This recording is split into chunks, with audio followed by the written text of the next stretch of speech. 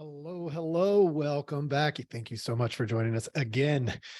Today is going to be interesting. I hope you've had a great day so far.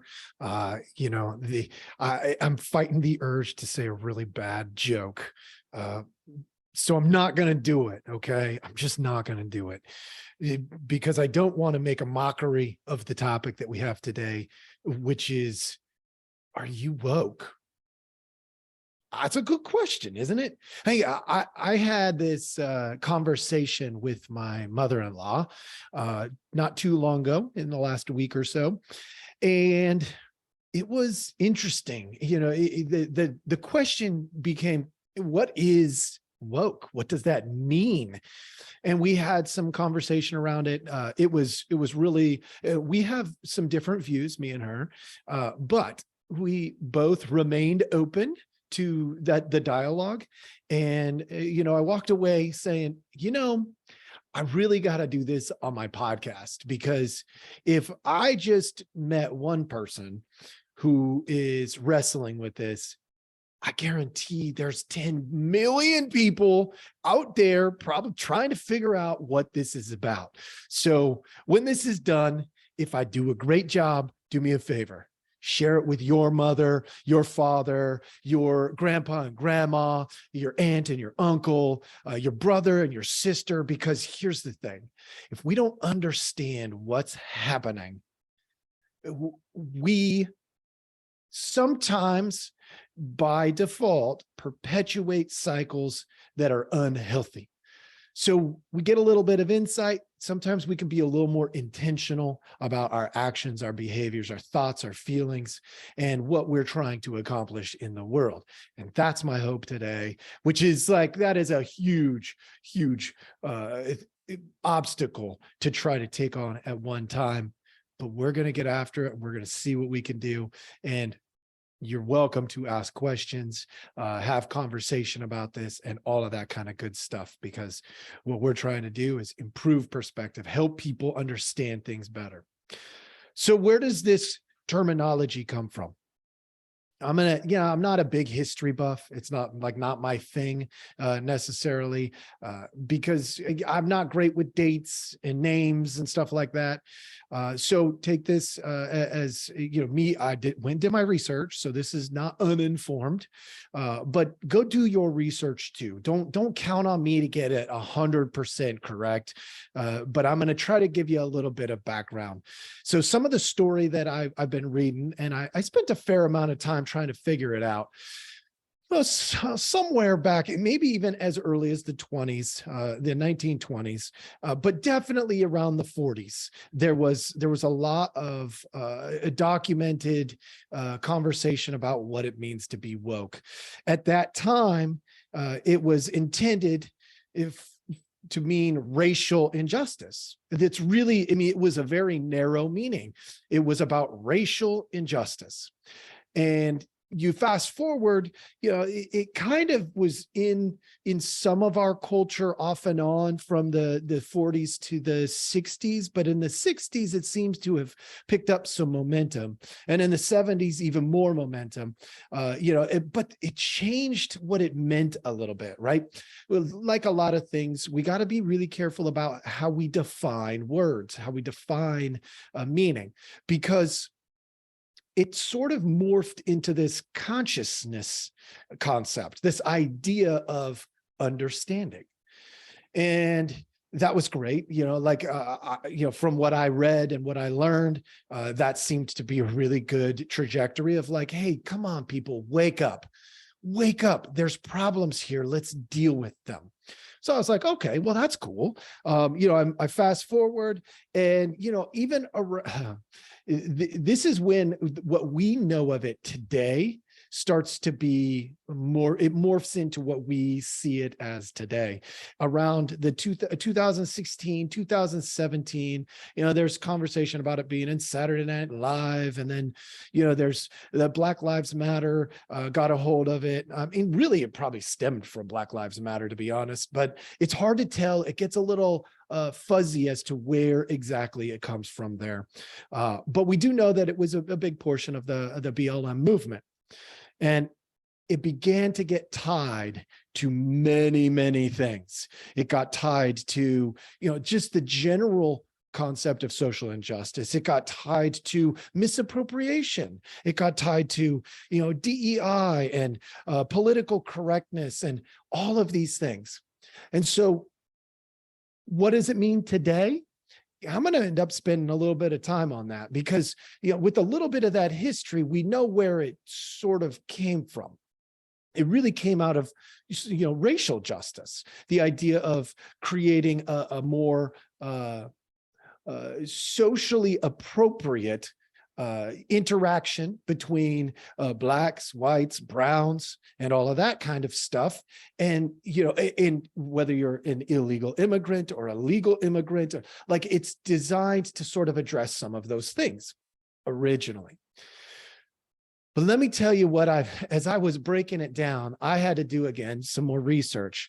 And so I said, okay, I'm going to find out what the Democrats think of it. I'm going to find out what the Republicans think of it. Because let's be real, in our country, we right now have these polarizing viewpoints. That's what they are, whether you like it or not. When we look at our culture, Democrats and Republicans, more or less, are at wars of words, if nothing else. So I dug into it. And let me give you a little bit of a synopsis. This is probably not going to help you much, but I'm going to give it to you. That way you understand if you're a Democrat, where it's coming from, and if you're a Republican, where it's coming from. The Democrats, they would look at this and say, it's about social justice. Therefore, it's about diversity, equity, and inclusion, social emotional learning, acceptance, reputation, equity, environmental responsibility. Wait a minute. You're probably going, how does it become all of those things? It does. Follow it. You go do your own research. It becomes all of those things. And then I've even seen that it has sort of been lumped into this category of progressivism. And I'm like, oh my gosh, that opens up a whole nother Pandora's box. And of course, you know me, I'm looking for perspective. So I dive right in. And what do I see right behind the curtain? You see systemic brokenness, systemic racism, systemic. It's about the systemic problems of gasoline, the systemic problems of environmental issues, the systemic problems of, and so what it really gets tied to in many cases, whether Democrats want to admit it or not, is like things like critical race theory, because that takes that same sort of pathway. Okay, so I set that aside and I go, okay, what are the Republicans saying about it? They're talking about it being misappropriation. They're talking about it being political correctness gone too far to be healthy. They're talking about cancel culture and destroying family and Marxism, communism, socialism. I'm going, how could it be all of those things? So I backed up, went to a mile high to look down at these two polarizing perspectives. And I said, all right, if it's both of those things, then what the heck is it actually? If I get a mile high and I'm looking down from a distance, what is it that I'm seeing? Here's what I'm seeing. The term woke is all about confusion. Okay, so bear with me here. It was intended to mean clarity, but it has been morphed into confusion. When we look at it politically, at least, where can we tie this in so that we have this badge, on one side, or, the identifier on the other side? And it got tied into confusion. Everything about being woke is designed to confuse you. So I go back to that conversation I had with my mother-in-law, and I'm like, yeah, I totally get why she was saying, what is it?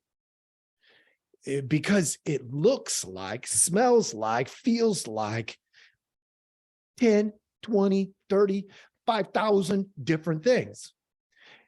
It's really become a tool for manipulation. Because when we can create confusion and we can get people to believe the badge, believe that this is something you need to put on your chest, you need to put it on your profile, you need to, because if you're not woke, and then the other ones are saying, if you're woke, you're gonna go broke. Like there's all these things being tied to it. It's designed to create confusion now. Not originally, like many things that we encounter in our culture, things can start off being intentionally good, intentionally helpful, clarifying, and then they can be manipulated, turned around, so that you have no idea what you're talking about. So I came back to that and went, all right, so the question then is being woke a good thing? Because back in the 20s, the 30s, the 40s, when this thing originated, being woke would mean you're seeing a person as a person, not as a white person, not as a black person, not as a brown person. You're not blind, you're not stupid, but you're seeing them. I think of it like the movie Avatar. If you have seen the movie Avatar, there's this scene in the first one where he takes his hair and he puts it into I don't know what the thing is called, but anyway, he attaches it to the animal, and the moment that they connect, he gets this realization that I see you. Why? Because I'm part of you temporarily. Like I cared enough about you to understand you uniquely. That's amazing. That's good. But what it has become is this concept of systemic racism. I mean, look, I'm not saying that there aren't systemic issues. But when we try to lump a whole bunch of things into one category, some of them just don't fit neatly. That's just a reality. I mean, things are complex, not simple. They're difficult, not easy. And we're trying to make things, in some cases, a little bit too easy. The idea of being woke, if it turns out to mean the idea of, you can't have a unique perspective, then it's unhealthy. It's a problem. You should have a unique perspective. You were made uniquely to have a unique perspective, right? The idea of social justice, as the Democrats would have suggested in a lot of the things that I read, this social justice, like when we talk about social justice, we can't ignore reality, right? Social justice now is oftentimes ignoring reality. Just like when the Republicans say it's Marxism and communism, can it lead down those paths? Maybe, but is it?